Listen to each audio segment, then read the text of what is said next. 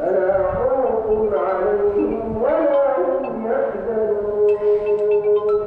والذين كفروا Sudarlun, pengurus Masjid Al-Jihad Jelingke, Banda Aceh mengambil kebijakan untuk menghentikan sementara semua kegiatan ibadah yang selama ini berlangsung di masjid tersebut terhitung mulai Jumat 27 Maret 2020.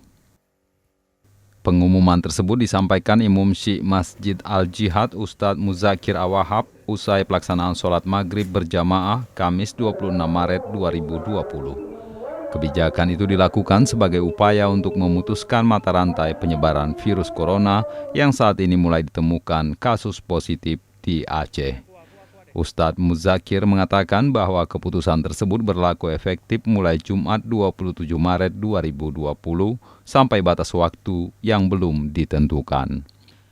Ia menambahkan meski semua kegiatan ibadah dihentikan, azan tetap dikumandangkan selama 5 waktu.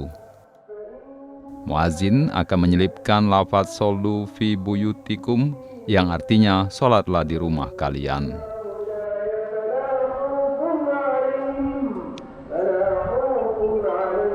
Dari Banda Aceh, Hari Teguh Patria, Serambi On TV.